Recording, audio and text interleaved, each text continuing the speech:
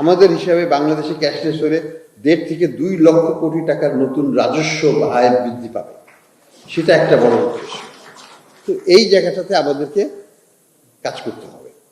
এইখানে কাজ করলে পরে আমরা দুর্নীতির উপরও একটা অভিজ্ঞতা আনতে পারবো, আমরা অর্থনীতিকে সচ্ছল একটা চিত্র দেখতে পারবো এবং সবকিছুই একটা স্বচ্ছভাবে পরিচালিত হবে। তো আমাদের উদ্দেশ্য হচ্ছে ক্যাশলেস বাংলাদেশ গঠন করা।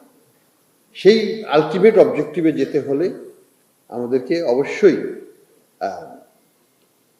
আরো অনেক, আমাদের চ্যানেলগুলো অনেকগুলো, আমাদের তো কনভেনশনাল চ্যানেল যেটা ব্যাংকের যে অ্যাপগুলো আছে সেটা তো আরো পপুলার করতেই হবে, সব ব্যাংকের ইনক্লুডিং ইসলামিক ব্যাংকের যে অ্যাপটা আছে সেটা পপুলার করতে পারবেন এবং সেটা আরো অনেক দূর নিয়ে যেতে পারবে আপনাদের কাস্টমারের কাছে। সেটা একটা জিনিস। আমাদের যে ব্যর্থতা সেটা হচ্ছে যে আমরা এখন পর্যন্ত ভারত, নেপাল বা ভুটানের মতো আমরা আমাদের রিটেল কাস্টমার মানে রিটেল স্টোর লেভেলে কেনাবেচা যেটা হচ্ছে সেখানে কিন্তু আমরা পেনিট্রেট করতে পারি না।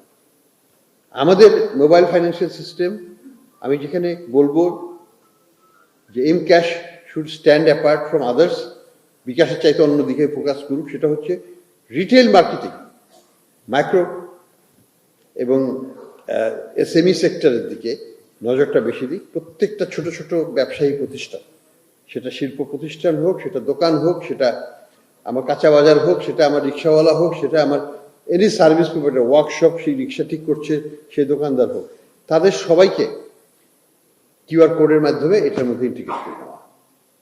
এই জায়গাটাতে কিন্তু এখনো আমরা আমাদের কেউই সেইভাবে পেনিট্রেট করতে পারেনি।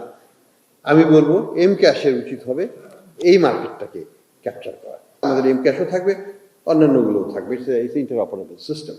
একসাথে করতে পারলে আমরা ক্যাশলেস সোসাইটির দিকে যেতে পারবো। প্রত্যেকটা ব্রাঞ্চ অফিস তাদের মেইন ফাংশনটা কি? Cash management.